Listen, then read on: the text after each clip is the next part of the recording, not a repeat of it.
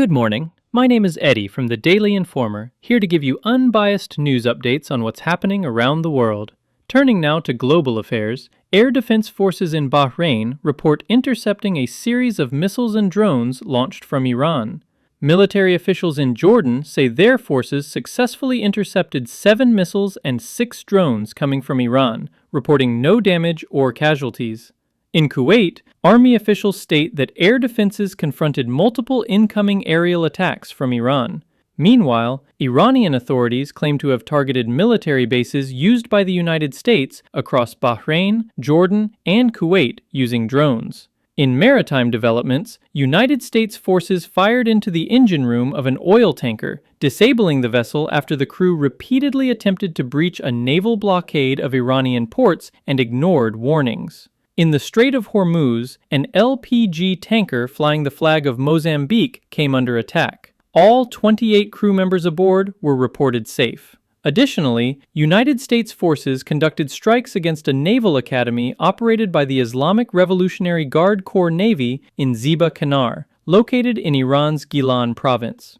Over in Iraq's Kurdistan region, 6 drones were intercepted during an aerial targeting attempt on Erbil. Reports indicate that fighter jets from Bahrain and Kuwait previously struck military targets within Iran, supported by air and intelligence assistance from the United Arab Emirates.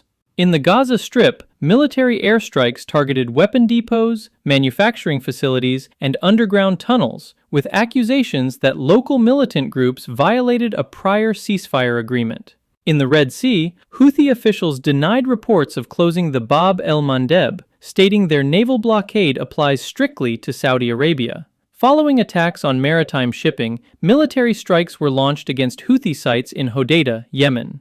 In Eastern Europe, drone strikes hit logistics facilities in Russia-occupied Crimea, as well as St. Petersburg and Tver, Russia. Meanwhile, a Romanian fighter jet intercepted and shot down an uncrewed aerial vehicle near Padina, Romania, after it entered the country's airspace.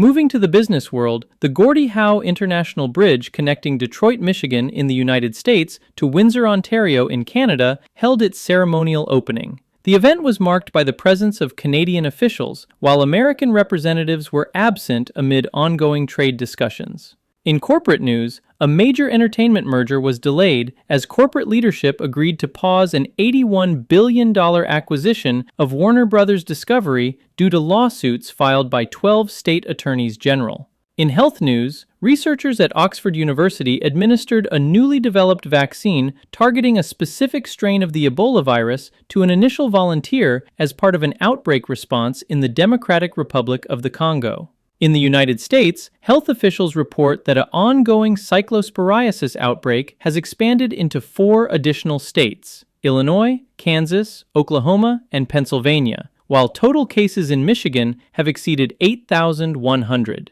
Turning to international relations, European officials announced targeted sanctions against 5 Iranian judges and a cyber group founder. The United States Treasury Department also placed sanctions on 9 firms and 4 individuals associated with previously sanctioned financial networks.